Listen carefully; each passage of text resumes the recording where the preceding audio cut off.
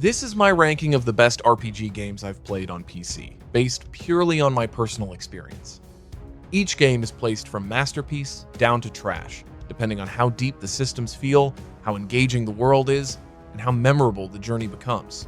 Let's get straight into the list.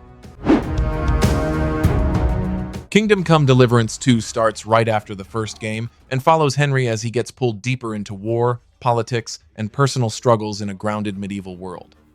I had to slow down and really pay attention to everything, especially combat, where timing, positioning, and patience matter more than speed or button mashing. Exploring places like Kuttenberg felt alive, with detailed streets, busy people, and small moments that made the world feel believable at all times. The quests rarely felt repetitive, and many of them offered choices that changed how situations played out in meaningful ways.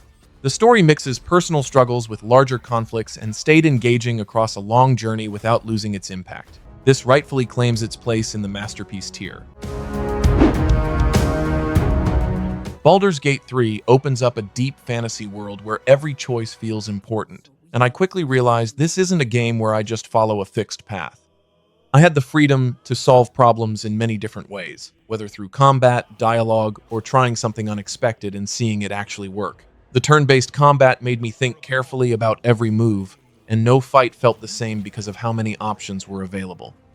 What stood out the most was the characters, each with strong personalities and stories that kept changing based on my decisions. Even small side moments felt meaningful and well-written, which made the world feel rich and alive throughout the journey. This easily earns its place in the masterpiece tier. Dragon Quest XI brings a classic RPG style that feels simple at first, but the more I played, the more depth I started to notice in its systems and world design over time.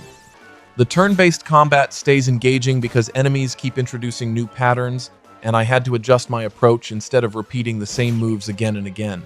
Exploring the world felt consistently rewarding, with hidden items, crafting materials, and small surprises placed almost everywhere I decided to look. Progression also felt smooth, with skill trees and upgrades giving steady growth without becoming confusing or overwhelming at any point. The story has some uneven moments, but it improves later and still kept me interested throughout the journey. This earns its place in the excellent tier. Solasta 2 builds on a strong, tactical RPG foundation with a clear focus on strategy, and I immediately noticed how closely it follows tabletop-style mechanics during both combat and exploration.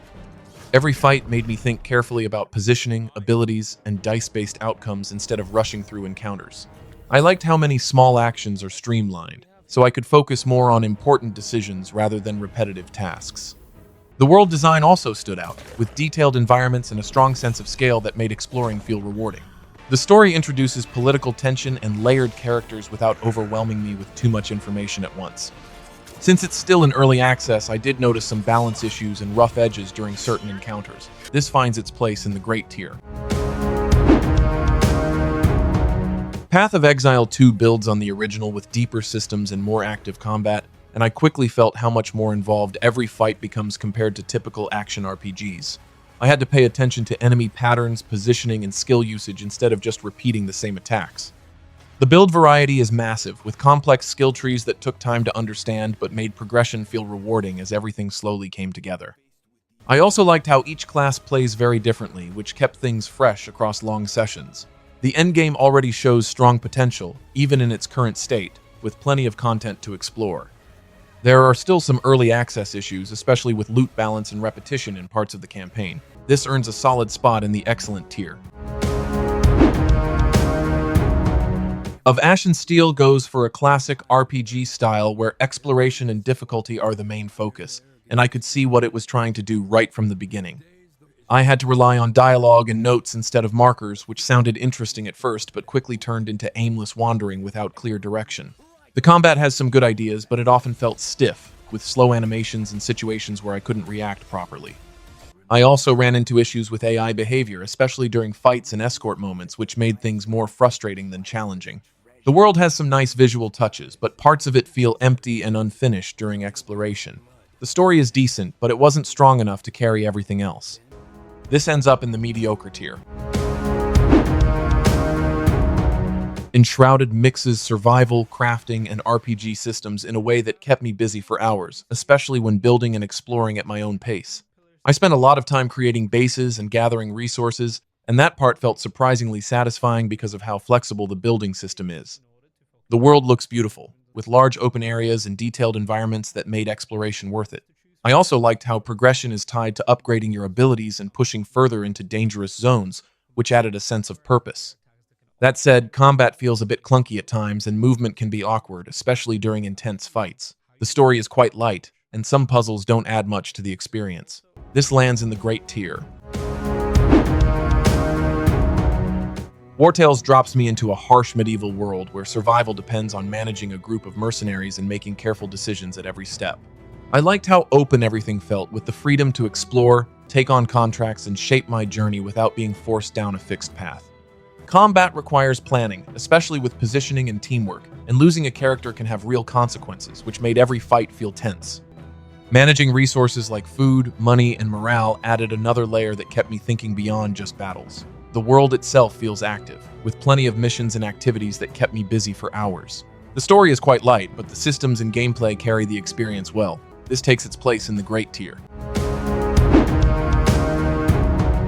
Tainted Grail, The Fall of Avalon builds a dark fantasy world inspired by Arthurian legends, and I was quickly drawn into its setting and the mystery surrounding it.